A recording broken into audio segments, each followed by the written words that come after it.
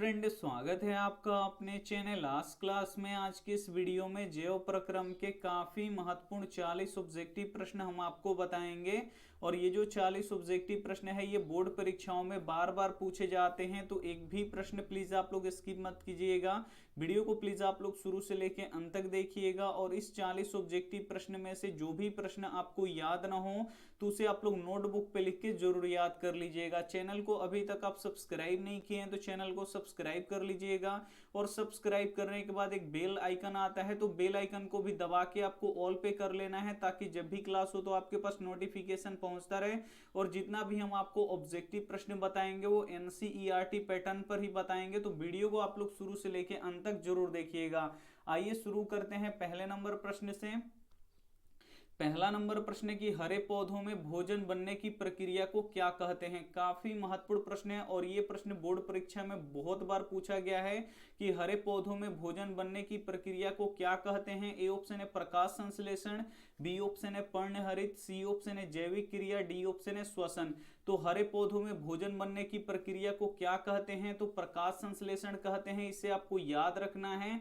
यानी यहाँ पे ए ऑप्शन क्या हो जाएगा, यहाँ पे बिल्कुल ही सही हो जाएगा। जो हरे पेड़ पौधे होते हैं वे प्रकाश संश्लेषण क्रिया के ही द्वारा अपना भोजन बनाते हैं। यानी यहाँ पे ए ऑप्शन क्या हो जाएगा, बिल्कुल ही सही हो जाएगा। ये देखते हैं अगला प्रश्न दो नंबर प्रश्न की पौधों में गैसों का आदान प्रदान किससे होता है। काफी महत्वपूर्ण प्रश्न है 2 नंबर भी, कि पौधों में गैसों का आदान प्रदान किससे होता है। ए ऑप्शन है जड़ से, बी ऑप्शन है रंध्र से, सी ऑप्शन है तना से, डी ऑप्शन है टहनी से। यहाँ पे आपको बताना है कि पौधों में गैसों का आदान प्रदान किससे होता है, तो रंध्र के द्वारा होता है। इसे आपको याद रखना है। यानी यहाँ पे बी ऑप्शन क्या हो जाएगा, यहाँ पे बिल्कुल ही सही हो जाएगा। एक प्रश्न ये भी पूछा जाता है कि रंध्र कहाँ पाए जाते हैं, तो जो पेड़ पौधों की पत्तियां होती हैं उसमें ही रंध्र पाया जाता है, तो इसे आपको याद रखना है। आइए देखते हैं अगला प्रश्न 3 नंबर भी प्रश्न काफी महत्वपूर्ण प्रश्न है और ये प्रश्न बोर्ड परीक्षा में बहुत बार पूछा गया है कि फ्लोएम किसके लिए उत्तरदायी होता है। काफी महत्वपूर्ण प्रश्न है। ए ऑप्शन है जल का परिवहन के लिए, बी ऑप्शन है भोजन का परिवहन के लिए, सी ऑप्शन है अम्ल का परिवहन के लिए, डी ऑप्शन है ऑक्सीजन का परिवहन के लिए। यहाँ पे आपको बताना है कि फ्लोएम किसके लिए उत्तरदायी होता है, तो जो फ्लोएम होता है ये भोजन का परिवहन के लिए उत्तरदायी होता है। इसे आपको याद रखना है। यानी यहाँ पे बी ऑप्शन क्या हो जाएगा, यहाँ पे बिल्कुल ही सही हो जाएगा। ये देखते हैं अगला प्रश्न 4 नंबर, और 4 नंबर भी प्रश्न बोर्ड परीक्षा में बहुत बार पूछा गया है कि जाइलम किसके लिए उत्तरदायी होता है। काफी महत्वपूर्ण प्रश्न है कि जाइलम किसके लिए उत्तरदायी होता है। ए ऑप्शन है जल का परिवहन के लिए, बी ऑप्शन है भोजन का परिवहन के लिए, सी ऑप्शन है अम्ल का परिवहन के लिए, डी ऑप्शन है ऑक्सीजन का परिवहन के लिए। यहाँ पे आपको बताना है कि जाइलम किसके लिए उत्तरदायी होता है, तो जाइलम जल का परिवहन के लिए उत्तरदायी होता है। इसे आपको याद रखना है। यानी यहाँ पे ए ऑप्शन क्या हो जाएगा, यहाँ पे बिल्कुल ही सही हो जाएगा। इसे याद करने का एक ट्रिक होता है जो हम आपको बता रहे हैं। यहाँ पे देखिए जाइलम किसका परिवहन करता है, तो जल का परिवहन करता है। तो ज से जाइलम होता है और ज से जल होता है। तो यहाँ पे देखिए जाइलम किसका परिवहन करता है, तो जाइलम जल का परिवहन करता है। और जो पिछला प्रश्न था 3 नंबर, इसमें क्या था, फ्लोएम किसके लिए उत्तरदायी होता है, तो जो फ्लोएम होता है ये भोजन का परिवहन करता है। इसे आपको याद रखना है। फ्लोएम किसका परिवहन करता है, भोजन का परिवहन करता है। और जाइलम किसका परिवहन करता है, तो ज से जाइलम और ज से जल। जाइलम किसका परिवहन करता है, जल का परिवहन करता है। और जो जाइलम और फ्लोएम होता है ये किस में पाया जाता है, तो हरे पेड़ पौधों में पाया जाता है, जिसमें जाइलम क्या करता है, जल का परिवहन करता है, और फ्लोएम क्या करता है, तो भोजन का परिवहन करता है। और जाइलम फ्लोएम किस में पाया जाता है, तो पेड़ पौधों में पाया जाता है। इसे आपको याद रखना है। आइए देखते हैं अगला प्रश्न 5 नंबर प्रश्न है कि प्रकाश संश्लेषण के लिए क्या आवश्यक होता है। ये भी काफी महत्वपूर्ण प्रश्न है।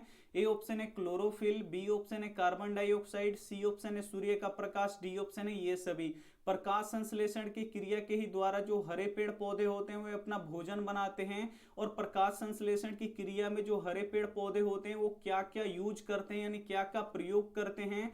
तो यहाँ पे देखिए पहला होता है क्लोरोफिल, जिसे हिंदी में हम लोग हरित लवक भी बोलते हैं। तो यहाँ पे देखिए हरित लवक का प्रयोग होता है, यानी क्लोरोफिल का प्रयोग होता है। उसके बाद कार्बन डाइऑक्साइड का भी प्रयोग होता है और सूर्य के प्रकाश का भी यहाँ पे प्रयोग होता है, यानी सभी का प्रयोग होता है। यानी यहाँ पे डी ऑप्शन क्या हो जाएगा, यहाँ पे बिल्कुल ही सही हो जाएगा। इस सभी की उपस्थिति में हरे पेड़ पौधे प्रकाश संश्लेषण की क्रिया के द्वारा अपना भोजन बनाते हैं। एक प्रश्न ये भी पूछा जाता है कि वायुमंडल में कार्बन डाइऑक्साइड, जिसे हम लोग CO2 भी बोलते हैं, यानी कार्बन डाइऑक्साइड की मात्रा कितनी पाई जाती है, तो 0.03% पाई जाती है। तो इसे भी साथ में आपको याद रखना है। आइए देखते हैं अगला प्रश्न 6 नंबर प्रश्न की एक कोशिकीय शैवालों में जल का परिवहन होता है। ये भी काफी महत्वपूर्ण प्रश्न है। ए ऑप्शन है परासरण द्वारा, बी ऑप्शन है चलनी नलिकाओं के द्वारा, सी ऑप्शन है विसरण के द्वारा, डी ऑप्शन है जाइलम के द्वारा। यहाँ पे आपको बताना है कि एक कोशिकीय शैवालों में जल का परिवहन होता है, तो एक कोशिकीय शैवालों में जल का परिवहन किसके द्वारा होता है, तो विसरण के द्वारा होता है। इसे आपको याद रखना है, यानी यहाँ पे सी ऑप्शन क्या हो जाएगा, यहाँ पे बिल्कुल ही सही हो जाएगा। आइए देखते हैं अगला प्रश्न 7 नंबर। और 7 नंबर प्रश्न भी बोर्ड परीक्षा में बहुत बार पूछा गया है कि अमीबा किसके द्वारा अपना भोजन अंतर ग्रहण करता है। ए ऑप्शन है कुटपाद के द्वारा, बी ऑप्शन है परिवहन के द्वारा, सी ऑप्शन है भोजन रसधानी के द्वारा, डी ऑप्शन है केंद्रक के द्वारा। तो यहाँ पे आपको बताना है कि अमीबा किसके द्वारा अपना भोजन अंतर ग्रहण करता है, तो कुटपाद के द्वारा करता है। इसे आपको याद रखना है, यानी यहाँ पे ए ऑप्शन क्या हो जाएगा, यहाँ पे बिल्कुल ही सही हो जाएगा। आइए देखते हैं अगला प्रश्न 8 नंबर। 8 नंबर भी प्रश्न काफी महत्वपूर्ण है कि पेड़ पौधों की पत्तियां हरा किसके कारण से होती हैं। काफी महत्वपूर्ण प्रश्न है और ये प्रश्न बोर्ड परीक्षा में बहुत बार पूछा गया कि पेड़ पौधों की पत्तियां हरा किसके कारण से होती हैं। ए ऑप्शन है क्लोरोफिल के कारण से, बी ऑप्शन है फ्लोरीन के कारण से, सी ऑप्शन है मैग्नीशियम के कारण से, डी ऑप्शन है लौह अयस्क के कारण से। तो यहाँ पे आपको बताना है कि पेड़ पौधों की पत्तियां हरा किसके कारण से होती हैं, तो ये क्लोरोफिल के कारण से होती है, जिसे हम लोग हिंदी में हरित लवक भी बोलते हैं। यानी यहाँ पे ए ऑप्शन क्या हो जाएगा, यहाँ पे बिल्कुल ही सही हो जाएगा। जो पेड़ पौधों की पत्तियां होती है बिल्कुल हरी दिखाई देती हैं, और हरा किस कारण से दिखाई देती हैं, तो क्लोरोफिल के कारण से दिखाई देती हैं। एक प्रश्न ये भी पूछा जाता है कि जो क्लोरोफिल होता है उसमें कौन सा तत्व पाया जाता है, तो उसमें मैग्नीशियम पाया जाता है, यानी Mg पाया जाता है। तो ये भी साथ में आपको याद रखना है। आइए देखते हैं अगला प्रश्न 9 नंबर। 9 नंबर प्रश्न है कि पेड़ पौधे श्वसन में कौन सा गैस का उपयोग करते हैं। काफी महत्वपूर्ण प्रश्न है ये कि पेड़ पौधे श्वसन में कौन सा गैस का उपयोग करते हैं। यहाँ पे श्वसन पूछा गया है कि श्वसन में कौन सा गैस का उपयोग करते हैं। ए ऑप्शन है ऑक्सीजन, बी ऑप्शन है कार्बन डाइऑक्साइड, सी ऑप्शन है क्लोरीन गैस, डी ऑप्शन है हीलियम गैस। तो इसे आपको काफी अच्छी तरीके से समझना पड़ेगा कि पेड़ पौधे श्वसन में कौन सा गैस का उपयोग करते हैं। तो श्वसन में ऑक्सीजन गैस का उपयोग करते हैं, इसे आपको याद रखना है। कोई भी जीव जंतु हो, मनुष्य भी हो, तो श्वसन में कौन सा गैस का उपयोग करेगा, तो ऑक्सीजन गैस का उपयोग करेगा। और पेड़ पौधे प्रकाश संश्लेषण में कौन सा गैस का उपयोग करते हैं, तो कार्बन डाइऑक्साइड गैस का प्रयोग करते हैं।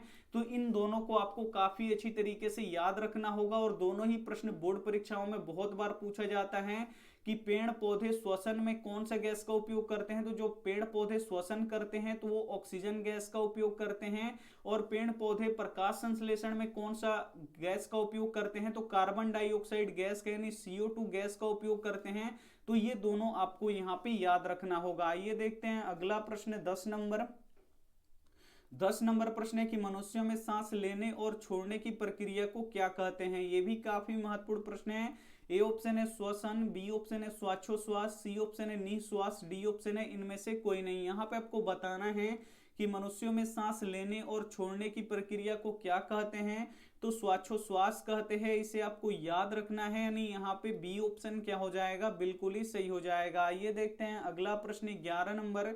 11 नंबर प्रश्न है कि मछलियां किस अंग से श्वसन करती हैं। काफी महत्वपूर्ण प्रश्न है कि मछलियां किस अंग से श्वसन करती हैं। ए ऑप्शन है फेफड़ों से, बी ऑप्शन है ट्रैकिया से, सी ऑप्शन है यहाँ पे कोशिका झिल्ली से, यहाँ पे देखिए कोशिका झिल्ली से, डी ऑप्शन है गिल्स से। यहाँ पे आपको बताना है कि मछलियां किस अंग से श्वसन करती हैं। तो जो मछलियां होती हैं वो गिल्स यानी गलफड़े से श्वसन करती हैं, इसे आपको याद रखना है।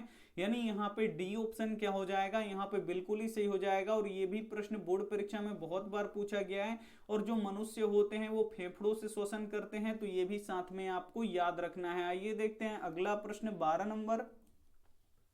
12 नंबर प्रश्न है कि ग्रहणी भाग होता है। यहाँ पे आपको बताना है कि ग्रहणी किसका भाग होता है। ए ऑप्शन है मुख गुहा का, बी ऑप्शन है अमाशय का, सी ऑप्शन है छोटी आंत का, डी ऑप्शन है बड़ी आंत का। यहाँ पे आपको बताना है कि ग्रहणी भाग होता है, तो जो ग्रहणी होता है वो किसका भाग होता है, तो ये छोटी आंत का भाग होता है। इसे आपको याद रखना है, यानी यहाँ पे सी ऑप्शन क्या हो जाएगा, बिल्कुल ही सही हो जाएगा। और ये भी प्रश्न बोर्ड परीक्षा में बहुत बार पूछा गया है। आइए देखते हैं अगला प्रश्न 13 नंबर प्रश्न है, निम्न में से किसका उपयोग कोशिका द्वारा ऊर्जा मुक्त करने में किया जाता है। काफी महत्वपूर्ण प्रश्न है। ए ऑप्शन है एमिनो अम्ल का, बी ऑप्शन है वसा का, सी ऑप्शन है ग्लूकोज का, डी ऑप्शन है सुक्रोज का। यहाँ पे आपको बताना है कि निम्न में से किसका उपयोग कोशिका द्वारा ऊर्जा मुक्त करने में किया जाता है, तो ग्लूकोज का किया जाता है। इसे आपको याद रखना है, यानी यहाँ पे सी ऑप्शन क्या हो जाएगा, यहाँ पे बिल्कुल ही सही हो जाएगा। आइए देखते हैं अगला प्रश्न 14 नंबर प्रश्न है कि घेंघा किस समुदाय का प्राणी है। ये भी काफी महत्वपूर्ण प्रश्न है और ये कई बार पूछा गया है कि घेंघा किस समुदाय का प्राणी है। ए ऑप्शन है मोलस्क का, बी ऑप्शन है कीट, सी ऑप्शन है उभयलिंगी, डी ऑप्शन है इनमें से कोई नहीं। यहाँ पे आपको बताना है कि घेंघा किस समुदाय का प्राणी है, तो मोलस्क का प्राणी है, समुदाय का प्राणी है। इसे आपको याद रखना है, नहीं यहाँ पे ए ऑप्शन क्या हो जाएगा, बिल्कुल ही सही हो जाएगा। एक प्रश्न ये भी पूछा जाता है कि एक उभयलिंगी जंतु का नाम बताइए, तो जो केंचुआ होता है वो उभयलिंगी होता है, तो ये भी साथ में आपको याद रखना है। आइए देखते हैं अगला प्रश्न 15 नंबर प्रश्न की खुला परिसरण तंत्र पाया जाता है। यहाँ पे आपको बताना है कि खुला परिसरण तंत्र किसमें पाया जाता है, और ये बोर्ड परीक्षा में बहुत बार पूछा गया है। ए ऑप्शन है मनुष्य में, बी ऑप्शन है घोड़ों में, सी ऑप्शन है कॉकरोच में, डी ऑप्शन है स्त्री में। यहाँ पे आपको बताना है कि खुला परिसरण तंत्र किसमें पाया जाता है, तो कॉकरोच में पाया जाता है। इसे आपको याद रखना है, यानी यहाँ पे सी ऑप्शन क्या हो जाएगा, यहाँ पे बिल्कुल ही सही हो जाएगा। आइए देखते हैं अगला प्रश्न 16 नंबर प्रश्न है, मृत जीवी पोषण का उदाहरण है। काफी महत्वपूर्ण प्रश्न है। ए ऑप्शन है राइजोपस, बी ऑप्शन है मनुष्य, सी ऑप्शन है देवदार वृक्ष, डी ऑप्शन है मेढक। यहाँ पे आपको बताना है कि मृत जीवी पोषण का उदाहरण कौन सा है, तो मृत जीवी पोषण किसे कहते हैं, तो जो सड़े गले या मरे जीवों से अपना पोषण करता है उसे हम मृत जीवी कहते हैं।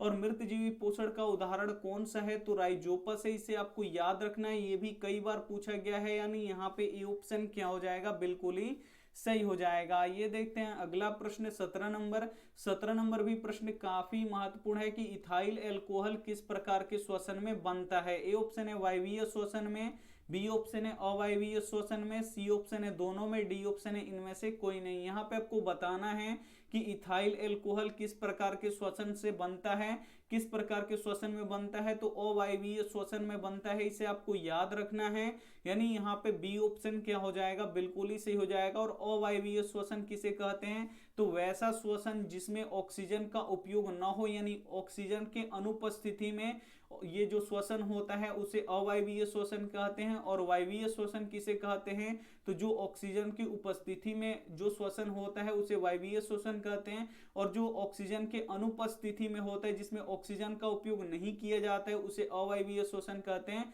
तो इसे आपको याद रखना है। और इथाइल एल्कोहल किस प्रकार के श्वसन में बनता है, तो अवायवीय श्वसन में बनता है, तो इसे भी साथ में आपको याद रखना है। आइए देखते हैं अगला प्रश्न 18 नंबर प्रश्न है कि एक स्वस्थ मनुष्य में प्रंकुचन एवं अनुशीतलन दाब होता है। काफी महत्वपूर्ण प्रश्न है। ए ऑप्शन है 120/80, बी ऑप्शन है 80/120, बी ऑप्शन है 80/100, डी ऑप्शन है 72/80। तो ये जो होता है यहाँ पे देखिए, एक स्वस्थ मनुष्य में प्रंकुचन एवं अनुशीतलन दाब होता है, यानी यहाँ पे बीपी पूछा गया। बीपी जो नापा जाता है वो बीपी कितना होता है, तो 120/80 होता है। एक अगर स्वस्थ मनुष्य है तो उसका बीपी हमेशा कितना होगा, ब्लड प्रेशर उसका होगा 120/80, जिसमें प्रंकुचन दाब कितना होता है, तो प्रंकुचन दाब 120 होता है। और अनुशीतलन कितना होता है, तो 80 होता है। तो ये भी साथ में आपको याद रखना है। एक एक पूछ लेता है यहाँ पे कि मनुष्य का प्रंकुचन दाब कितना होता है, तो 120 होता है। और अनुशीतलन दाब कितना होता है, 80 होता है। तो ये भी साथ में आपको याद रखना है। आइए देखते हैं अगला प्रश्न 19 नंबर प्रश्न है कि प्रकाश संश्लेषण की क्रिया में ऑक्सीजन का मूल स्रोत है। काफी महत्वपूर्ण प्रश्न है कि प्रकाश संश्लेषण की क्रिया में ऑक्सीजन का मूल स्रोत क्या है। ए ऑप्शन है जल,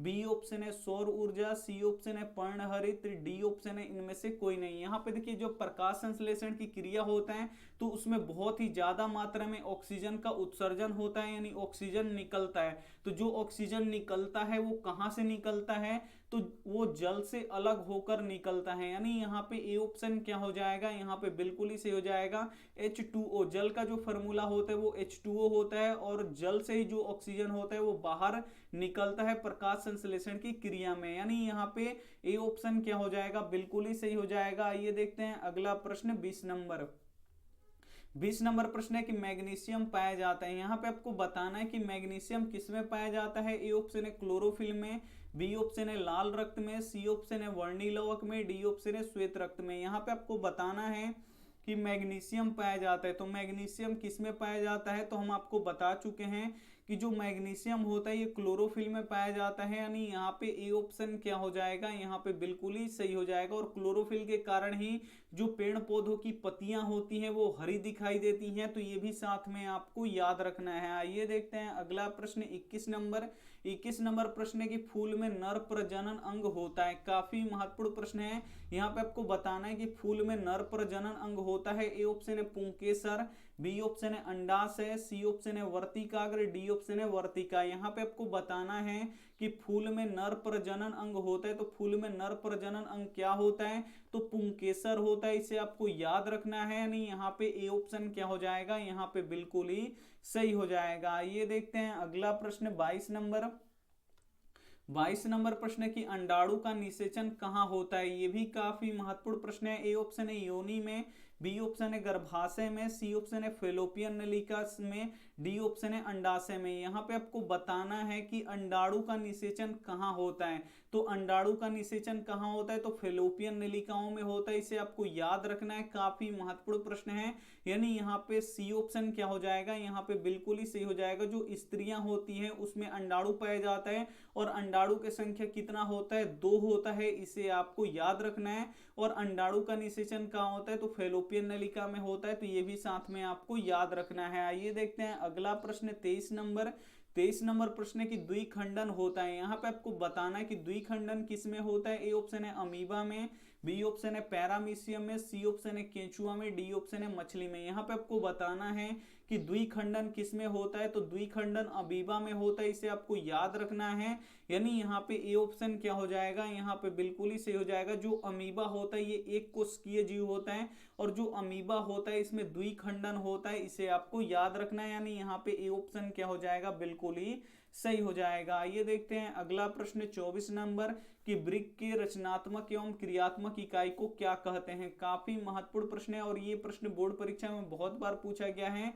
ए ऑप्शन है ग्लोमेरुलास, बी ऑप्शन है बोमेन, सी ऑप्शन है मूत्रवाहिनी, डी ऑप्शन है नेफ्रॉन। यहाँ पे आपको बताना है कि वृक्क के रचनात्मक एवं क्रियात्मक इकाई को क्या कहते हैं, तो नेफ्रॉन कहते हैं, इसे आपको याद रखना है। यानी यहाँ पे डी ऑप्शन क्या हो जाएगा, बिल्कुल ही सही हो जाएगा। ये देखते हैं अगला प्रश्न 25 नंबर प्रश्न है कि इंसुलिन की कमी से कौन सा रोग होता है। काफी महत्वपूर्ण प्रश्न है और ये भी प्रश्न बोर्ड परीक्षा में बहुत बार पूछा गया है। ए ऑप्शन है उच्च रक्तचाप, बी ऑप्शन है मधुमेह, सी ऑप्शन है घेंघा, डी ऑप्शन है बौनापन। यहाँ पे आपको बताना है कि इंसुलिन की कमी से कौन सा रोग होता है। तो इंसुलिन क्या होता है, एक हार्मोन होता है जो मानव शरीर में पाया जाता है और जब इंसुलिन नामक हार्मोन की शरीर में कमी हो जाता है तो मधुमेह नामक रोग होता है, जिसे हम लोग शुगर भी बोलते हैं। यानी यहाँ पे बी ऑप्शन क्या हो जाएगा, यहाँ पे बिल्कुल ही सही हो जाएगा। जब शरीर में इंसुलिन नामक हार्मोन की कमी हो जाएगा तो कौन सा रोग होगा, मधुमेह होगा। मधुमेह यानी शुगर हम लोग का हो जाएगा, जिसे हम लोग डायबिटीज भी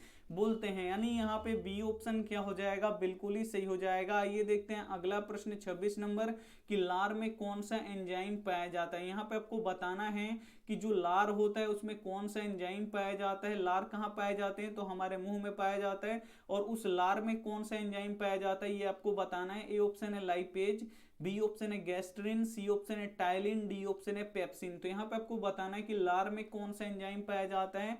तो लार में टाइलिन नामक एंजाइम पाया जाता है, इसे आपको याद रखना है। यानी यहाँ पे सी ऑप्शन क्या हो जाएगा, बिल्कुल ही सही हो जाएगा। ये देखते हैं अगला प्रश्न 27 नंबर की दही के जमने में कौन सी क्रिया होती है। काफी महत्वपूर्ण प्रश्न है कि दही के जमने में कौन सी क्रिया होती है। ए ऑप्शन है अपघटन, बी ऑप्शन है प्रकाश संश्लेषण, सी ऑप्शन है किण्वन, डी ऑप्शन है उत्सर्जन। यहाँ पे आपको बताना है कि दही के जमने में कौन सी क्रिया होती है, तो किण्वन की क्रिया होती है, इसे आपको याद रखना है। यानी यहाँ पे सी ऑप्शन क्या हो जाएगा, यहाँ पे बिल्कुल ही सही हो जाएगा। ये देखते हैं अगला प्रश्न 28 नंबर। 28 नंबर प्रश्न है कि रक्षी कोशिकाएं पाई जाती है। ये काफी महत्वपूर्ण प्रश्न है। यहाँ पे आपको बताना है कि रक्षी कोशिकाएं कहाँ पाई जाती हैं। ए ऑप्शन है जड़ में, बी ऑप्शन है पत्तियों में, सी ऑप्शन है फूलों में, डी ऑप्शन है फलों में। तो यहाँ पे आपको बताना है कि रक्षी कोशिकाएं कहाँ पाई जाती हैं। तो जो रक्षी कोशिकाएं होती हैं ये पत्तियों में पाई जाती हैं, इसे आपको याद रखना है। यानी यहाँ पे बी ऑप्शन क्या हो जाएगा, यहाँ पे बिल्कुल ही सही हो जाएगा। और जो पेड़ पौधों की पत्तियां होती हैं ये हरी रंग की दिखाई देती हैं, तो किस कलर, ये कलर क्यों होता है, तो क्लोरोफिल के कारण से होता है। तो ये भी साथ में आपको याद रखना है। आइए देखते हैं अगला प्रश्न 29 नंबर। 29 नंबर प्रश्न है कि प्रकाश संश्लेषण द्वारा किसकी प्राप्ति होती है। काफी महत्वपूर्ण प्रश्न है कि प्रकाश संश्लेषण की क्रिया के द्वारा जब पेड़ पौधे अपना भोजन बनाते हैं तो किस क्रिया के द्वारा बनाते हैं, तो प्रकाश संश्लेषण के द्वारा बनाते हैं। और जो प्रकाश संश्लेषण के द्वारा उनका भोजन बनता है तो क्या बनाते हैं वो भोजन में, ये आपको बताना है। ए ऑप्शन है वसा, बी ऑप्शन है प्रोटीन, सी ऑप्शन है ग्लूकोज, डी ऑप्शन है प्रकाश। तो यहाँ पे आपको बताना है कि प्रकाश संश्लेषण द्वारा किसकी प्राप्ति होती है। जब भोजन बनता है तो ग्लूकोज की प्राप्ति होती है, इसे आपको याद रखना है। यानी यहाँ पे सी ऑप्शन क्या हो जाएगा, यहाँ पे बिल्कुल ही सही हो जाएगा। आइए देखते हैं अगला प्रश्न 30 नंबर। 30 नंबर प्रश्न है कि वह कौन सा प्रक्रम है जिसके द्वारा शरीर में ऊर्जा का उत्पादन होता है। काफी महत्वपूर्ण प्रश्न है।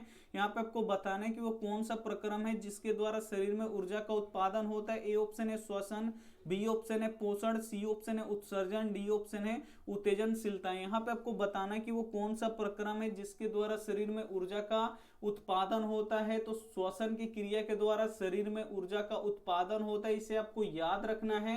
यानी यहाँ पे ए ऑप्शन क्या हो जाएगा, बिल्कुल ही सही हो जाएगा। ये देखते हैं अगला प्रश्न 31 नंबर कि कोशिका झिल्ली किस प्रकार की झिल्ली है। यहाँ पे आपको बताना है कि जो कोशिका झिल्ली है ये किस प्रकार की झिल्ली है। ए ऑप्शन है प्रागम्य, बी ऑप्शन है अपरागम्य, सी ऑप्शन है अर्धपरागम्य, डी ऑप्शन है इनमें से कोई नहीं। तो यहाँ पे आपको बताना है कि कोशिका झिल्ली किस प्रकार की झिल्ली है। तो जो कोशिका झिल्ली होती है ये अर्धपरागम्य झिल्ली होती है, इसे आपको याद रखना है। यानी यहाँ पे सी ऑप्शन क्या हो जाएगा, बिल्कुल ही सही हो जाएगा। ये देखते हैं अगला प्रश्न 32 नंबर। 32 नंबर प्रश्न है कि मानव हृदय में कितने कोष्ठ पाए जाते हैं। काफी महत्वपूर्ण प्रश्न है और ये प्रश्न बोर्ड परीक्षा में बहुत बार पूछा गया कि मानव हृदय में कितने कोष्ठ पाए जाते हैं। ए ऑप्शन है 5, बी ऑप्शन है 4, सी ऑप्शन है 3, डी ऑप्शन है 6। तो मानव हृदय में कितने कोष्ठ पाए जाते हैं, तो 4 कोष्ठ पाए जाते हैं, इसे आपको याद रखना है। यानी यहाँ पे बी ऑप्शन क्या हो जाएगा, बिल्कुल ही सही हो जाएगा। ये देखते हैं अगला प्रश्न 33 नंबर। 33 नंबर प्रश्न है कि पीत रस कहां से निकलता है। काफी महत्वपूर्ण प्रश्न है। ए ऑप्शन है अग्नाशय से, बी ऑप्शन है यकृत से, सी ऑप्शन है छोटी आंत से, डी ऑप्शन है इनमें से कोई नहीं। तो यहाँ पे आपको बताना है कि पीत रस कहाँ से निकलता है। तो जो पीत रस होता है ये यकृत यानी लीवर से निकलता है, इसे आपको याद रखना है। यानी यहाँ पे बी ऑप्शन क्या हो जाएगा, यहाँ पे बिल्कुल ही सही हो जाएगा। ये देखते हैं अगला प्रश्न 34 नंबर।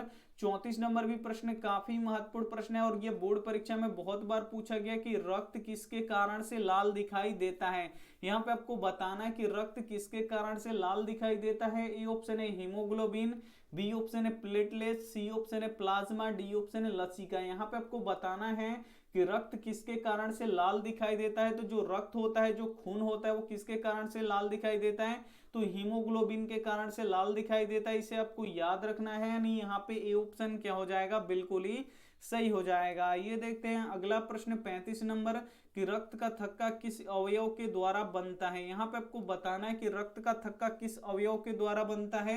ए ऑप्शन है हीमोग्लोबिन, बी ऑप्शन है प्लेटलेट, सी ऑप्शन है प्लाज्मा, डी ऑप्शन है लसिका। यहाँ पे आपको बताना है कि रक्त का थक्का किस अवयव के द्वारा बनता है। तो रक्त का जो थक्का होता है ये प्लेटलेट्स के द्वारा बनता है, इसे आपको याद रखना है। नहीं यहाँ पे बी ऑप्शन क्या हो जाएगा, यहाँ पे बिल्कुल ही सही हो जाएगा। जब यहाँ पे देखिए जब हमारा कोई अंग कट जाता है, जैसे उंगली कट जाता है, तो 1-2 मिनट तक यहाँ पे खून निकलता है, उसके बाद वहां पे जो रक्त होता है वो जम जाता है।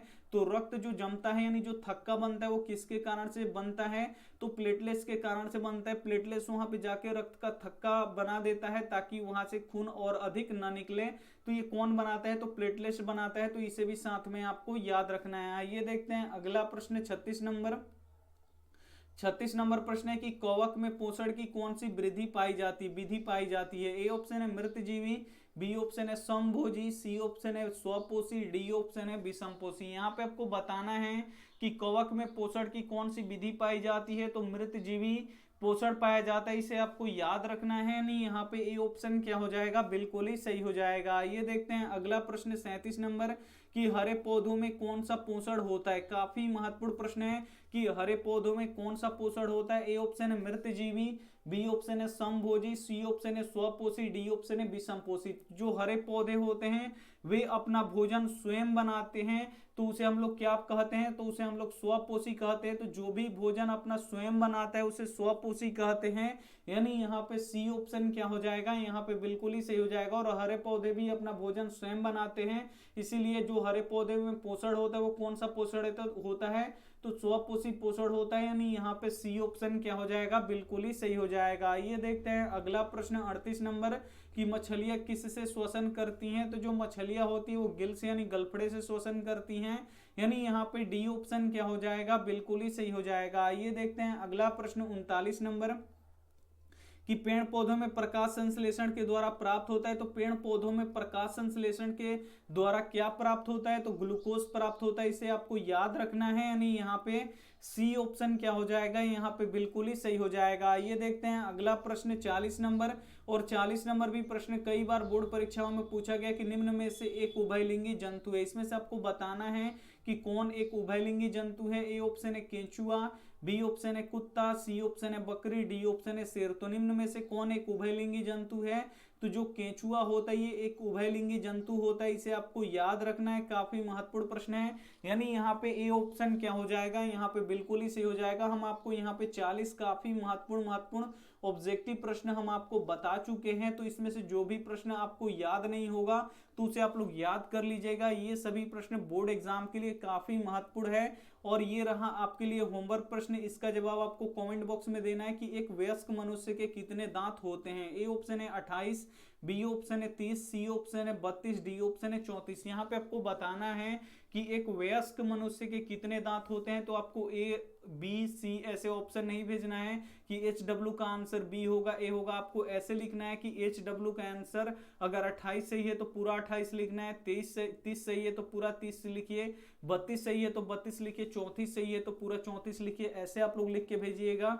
और यहाँ पे देखिए हम आपके कमेंट का रिप्लाई जरूर देंगे। वीडियो को लाइक नहीं किए तो लाइक कर दीजिएगा। अपने दोस्तों के पास जहाँ पे आप लोग कोचिंग करते हैं या स्कूल में जो भी आपके फ्रेंड हैं, आपके दोस्त हैं, उनके पास ये वीडियो आप लोग जरूर शेयर कीजिए और उनसे बोलिए चैनल को सब्सक्राइब करने के लिए। और सब्सक्राइब करने के बाद आप लोग बेल आइकन एक आता है, सब्सक्राइब करने के बाद एक बेल आइकन आता है ऐसे गोल, उस पे दबा के आपको ऑल पे कर लेना है। अगर आप लोग ऑल पे कर लेंगे तो जब भी क्लास होगा तो आपके पास नोटिफिकेशन पहुंचता रहेगा।